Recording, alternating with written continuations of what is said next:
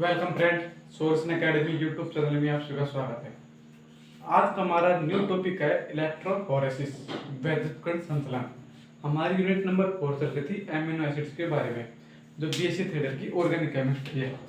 तो देखिए आज हमारा टॉपिक है इलेक्ट्रो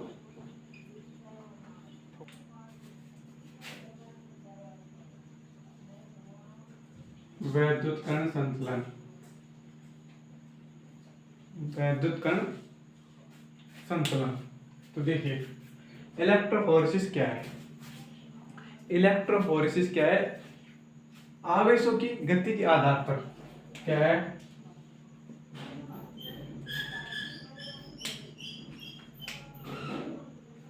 विद्युत क्षेत्र में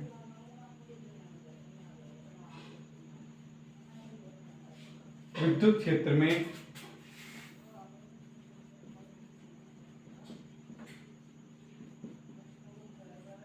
आवेश कणों की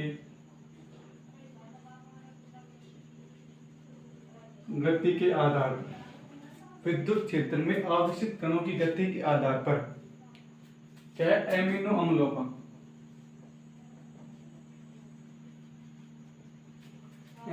अम्लों का सेपरेशन एंड प्यूरिफिकेशन क्या कहलाता है? इलेक्ट्रोफोरेसिस कहलाता है। It's called electrophoresis. आवेशित कणों का विचलन क्या होता है? या तो कैथोड की ओर या एनोड की ओर होता है। तो देखिए प्रोटीनों के जल अपघटन के द्वारा एमिनो अम्लों का सेपरेशन एंड प्यूरिफिकेशन इसी विधि के द्वारा किया जाता है। इसे कहते हैं इलेक्ट्रोफोरेसिस, वैद्युत कण संचलन। क्या है? विद्युत क्षेत्र में आवेशित कणों की गति के आधार पर विद्युत क्षेत्र लगाएंगे, उसमें आवेशित कण है जिसमें चार्ज होता है, उनकी गति के आधार पर हम एमिनो अम्लों का सेपरेशन और प्यूरिफिकेशन कर सकते हैं। सेपरेशन यानी व्यवस्थीकरण, प्यूरिफिकेशन यानी शुद्धिकरण किया जा सकता है। अब देखिए हम इसको समझते हैं मेथडोलॉजी के द्वारा।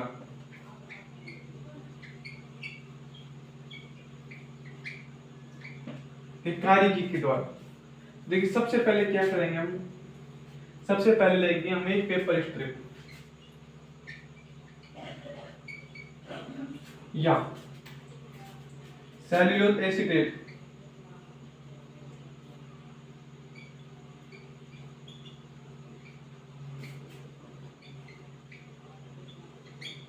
सेल्यूलोज एसीटेट की प्लेट या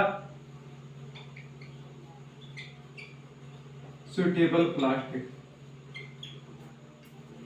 सबसे पहले मेथडोलॉजी में क्या क्या हम यूज में लेंगे सामान। तो सबसे पहले देखेंगे हम आवश्यक सामग्री में सबसे पहले पेपर स्ट्रिप। एक हम पेपर स्ट्रिप या सेल्यूलोज एसीटेट की प्लेट या सुटेबल प्लास्टिक का प्लेट का उपयोग करते हैं कि प्लेट। अब देखिए नंबर सेकंड पर क्या चाहिए हमें। नंबर देखिए इस इलेक्ट्रोफोरेसिस में इस पेपर स्ट्रिप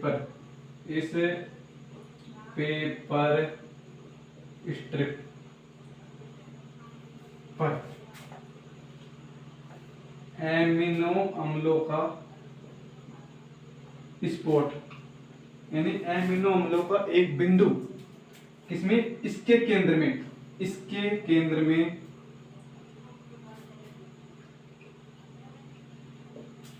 लगा देंगे। अब देखिए नंबर थर्ड। अब क्या है? देखिए हमने सबसे पहले ली पेपर स्ट्रिप। इस पेपर स्ट्रिप के केंद्र में एक एमिनो अम्लों का स्पॉट लगा देंगे। अब देखिए इस पेपर स्ट्रिप को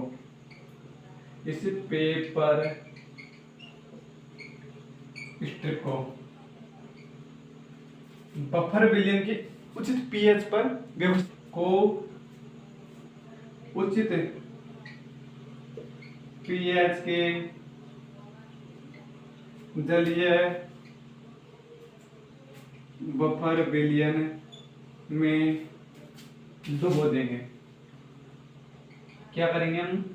यानी कि इस पेपर स्ट्रिप को उचित पीएच के जलीय बफर विलयन में डुबो देंगे। और ये देखिए इस बफर विलयन की पीएच किस पर निर्भर करेगी, इस बफर विलयन की पीएच किस पर निर्भर करेगी, एमिनो अम्लों के इलेक्ट्रो और इसकी पीएच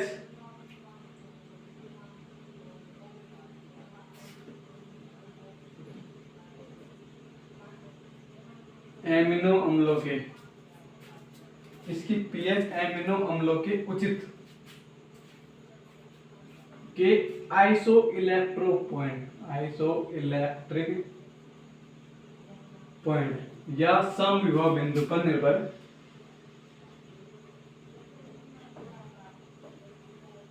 क्या है, यानी कि इस पेपर स्ट्रिप को उचित पीएच के दलीय बफर विलयन में डुबो देंगे। और इस दलीय बफर विलयन की पीएच किस पर निर्भर करेगी, एमिनो अम्लों के आइसो इलेक्ट्रिक पॉइंट के ऊपर, यानी उसके समविभव बिंदु के ऊपर निर्भर करेगी। अब इस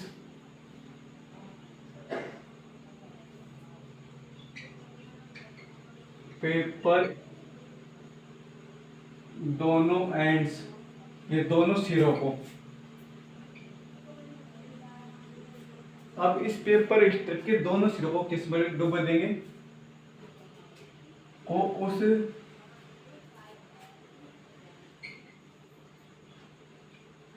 बफर विलयन में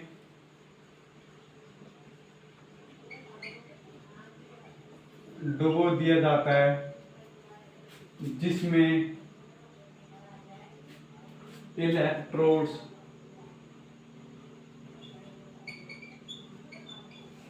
डूबे रहते हैं। तो क्या है फोर्थ पॉइंट, तो इस सबसे पहले तो हमने किया पेपर स्ट्रिप। इस पेपर स्ट्रिप को एमिनो अम्लों के का एक स्पॉट, एक बिंदु लगा देंगे इस पेपर स्ट्रिप के केंद्र पर। अब इस पेपर स्ट्रिप को उचित पीएच के जलीय बफर विलयन में डुबो देंगे। इसकी पीएच किस पर निर्भर करेगी, एमिनो अम्लों के आइसोइलेक्ट्रिक पॉइंट पर। नेक्स्ट, इस पेपर स्ट्रिप के दोनों एंड्स को हम सिरों, इन दोनों सिरों को उस बफर विलयन में डुबो देंगे जिसमें इलेक्ट्रोड्स डूबे हुए रहते हैं। हम विद्युत क्षेत्र लगाएंगे तो एक कैथोड का इलेक्ट्रोड और एक एनोड का इलेक्ट्रोड डूबे हुए रहते हैं। अब देखिए नेक्स्ट पॉइंट नंबर 5, जब विद्युत क्षेत्र लगाया जाता है,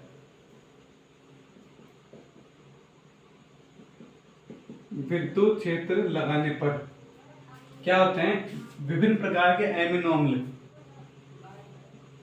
विभिन्न एमिनो अम्ल कैथोड व एनोड की ओर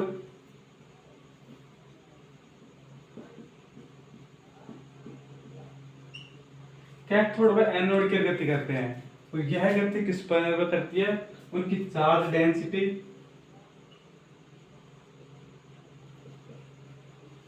उनकी चार्ज डेंसिटी व आवेशित कणों की व आइसोइलेक्ट्रिक पॉइंट पर।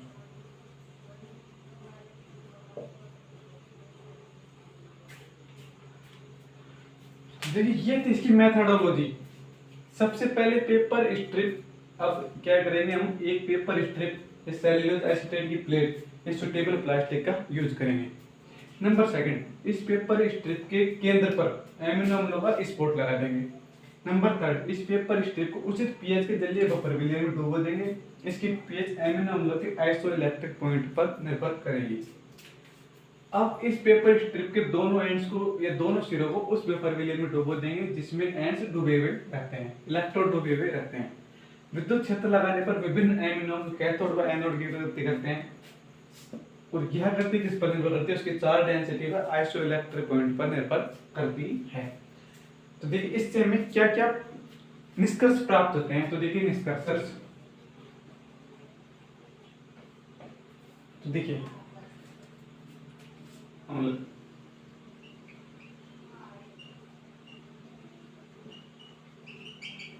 ऐसे एमिनो अम्ल जिनका आइसोइलेक्ट्रिक पॉइंट, यानी कि एमिनो अम्लों का आइसोइलेक्ट्रिक पॉइंट, आइसोइलेक्ट्रिक पॉइंट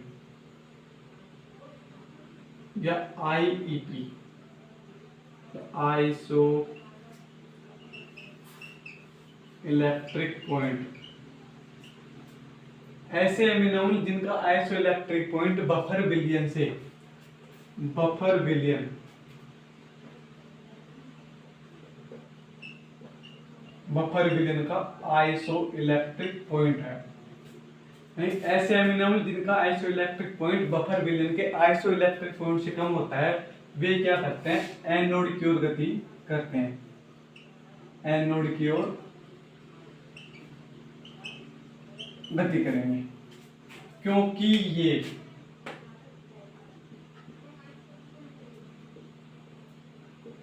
अनआयनिक अवस्था में मौजूद रहते हैं।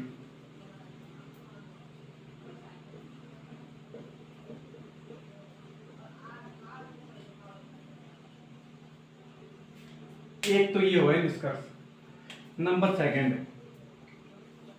भाई ऐसे एमिनो अम्ल का आइसो इलेक्ट्रिक पॉइंट अधिक होता है बफर विलियन के आइसो इलेक्ट्रिक पॉइंट से।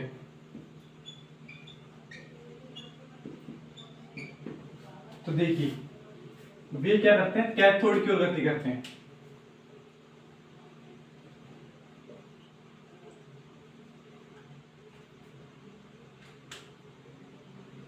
कैथोड की ओर गति, क्योंकि ये क्या होते हैं, आयनिक अवस्था में मौजूद रहते हैं।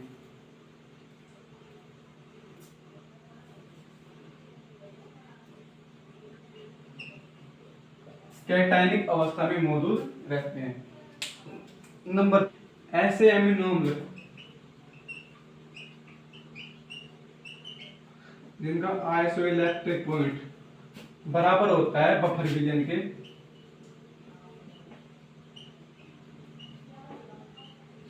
आइसो इलेक्ट्रिक पॉइंट पर, वे क्या कहलाते हैं, ये किसी भी ओर गति नहीं करते हैं, किसी भी दिशा में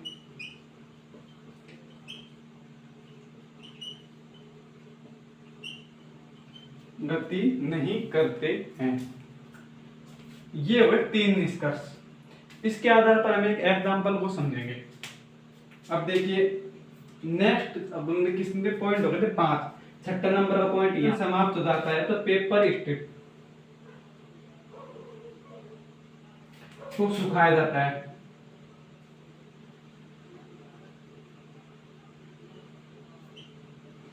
पेपर स्ट्रिप को सुखाया जाता है।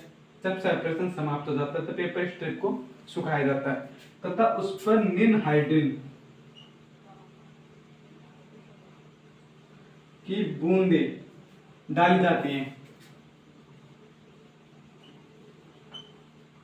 जिससे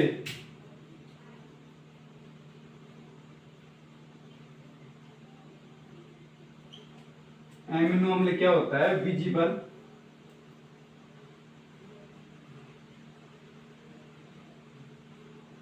हो जाते हैं।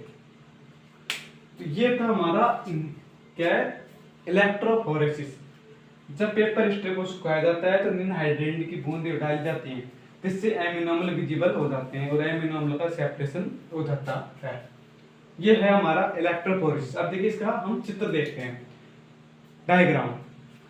ये देखिए, ये है हमारा बफर विलियन, जिसमें एक इलेक्ट्रोड ये डूब रहा है, एक हो गया हमारा ये बफर विलियन, इसमें एक इलेक्ट्रोड ये डूब रहा है।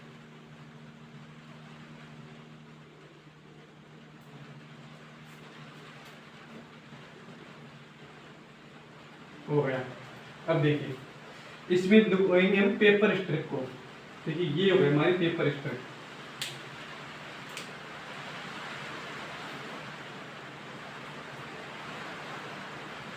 ये हो गई हमारी पेपर स्ट्रिप। इस पर लगा दिया हमने यहाँ पर स्पॉट, ये लगा दिया। अब देखिए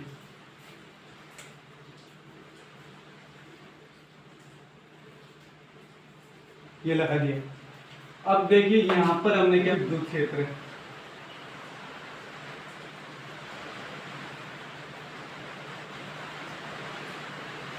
ये तो है हमारा कैथोड,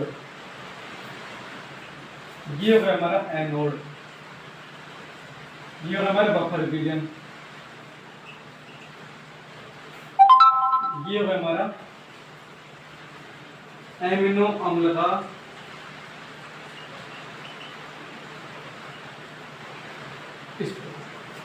ये थी हमारी बिफोर कपलिंग यानी इलेक्ट्रोफोरेसिस।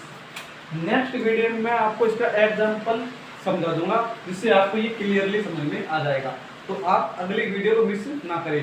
देखिए आशा करता हूँ दोस्तों यह वीडियो आपको पसंद आएगी। तो यह टॉपिक बहुत इंपॉर्टेंट टॉपिक है, तो आपको इसको ध्यान लगा के पढ़ना है। अगर आपको यह वीडियो पसंद आई है तो इस वीडियो को लाइक करें और हमारे चैनल को सब्सक्राइब करें।